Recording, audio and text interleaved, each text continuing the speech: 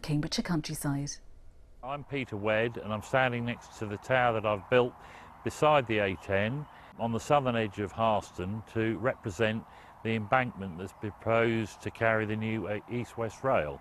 The lower portion of the tower to the first set of banners represents the top of the railway line, and the top of the flag is supposed to be the top of a train. The impact it'll have on the landscape is frankly devastating. We're going to see this embankment enclosing the southern edges of Harston. The proposal by East-West Rail to put diesel engines on it is only going to aggravate the situation. The pollution levels in Harston is already pretty appalling, and we're only going to add to it by running diesel trains on this massive embankment. This area to me is extremely special. I've lived here for 30 years. We have made it what it is. I'm not just worried about myself, I'm worried about our children and our children's children. They're not going to have the wonderful countryside to enjoy that we have enjoyed over the 30 years. My message to East-West Rail is really what it says on the banner: there is a better way.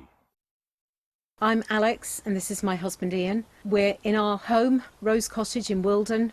We've been here now for almost 16 years. We're incredibly happy here. This was always bought with our retirement in mind, and we hoped we would be here really for the rest of our lives. The general view at this time is that this place will be knocked down as part of the construction, because fairly obviously you can't build a 13-metre deep cutting, which is what the plan shows for just the other side of that fence, and without building very large piles of dirt and soil, which would have to go where this property currently is.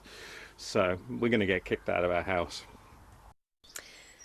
If we lose our home, it really destroys all the plans we ever had for our future. I was very ill about a year ago, and it's had a very big impact on my life. It isn't just us either, it's the village, it's the environment in which we live. The thought of just having to move away from my home makes us both very emotional and very sad, because this is never what we wanted, and we have such an amazing community here that it will just be devastating to lose that. Well, that emotion shared by many of you. Emails started coming in during last night's programme. They are still flooding in despite the boss of East-West Rail pledging to listen to your concerns. Well, Theo has been going through some of the messages we've been getting, and Theo, a massive response. Yes, to say the least, it's been a huge response over the last 24 hours since the special programme featuring the Chief Executive Simon Blanchflower last night from the East-West Rail Company. Many of you have been getting in touch, talking about some of your concerns about your houses, your concerns about your community, and how much this project will cost overall. But first, this question from David Costella from Bedfordshire. So our question to East-West Rail is, how do you propose to prevent the cutting in half of our village of Lidlington? Now, some of your other questions, this one from Carrie Scott. She says, will there be enough passengers to warrant a disruption to homes, environment, people in the future, with working at home becoming the new normal? Now, we've already seen a domino effect of companies saying they're going to continue working from home for now, and some giving some dates for later in the year to return back to the office. Now, this one also from Ian Cook, who says, will level boarding at stations along the route be implemented for disabled passengers? Now, we've heard from campaigners in the past who say existing stations don't have enough infrastructure for disabled passengers. Will this new route include those? Sarah Williams in Woburn Sands says, why is closing Station Road level crossing being considered?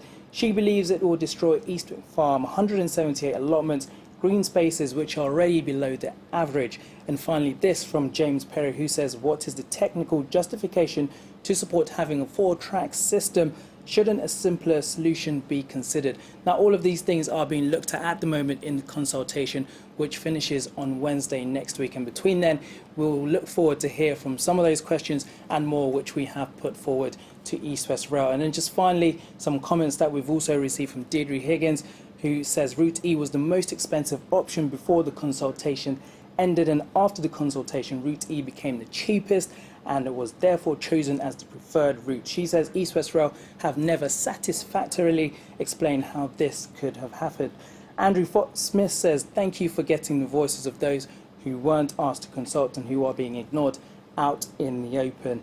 And Amber Fensham Smith says she is keen to know why a full and fair environmental assessment of all alignment options was not carried out in 2019. Now, just to say thank you for all of your messages. We will continue to cover this story over the next few days. You can get in touch at look.east@bbc.co.uk. And just finally, looking forward to Monday, BBC Radio Cambridgeshire will be continuing this coverage with MPs, residents and more during the breakfast and mid-morning show with Dottie and Jeremy. You can get in touch with their team at cams@bbc.co.uk. But as we say, we've had so many messages. We've gone through every single one of them and we promise we will continue to do that. So please don't hesitate to get in touch.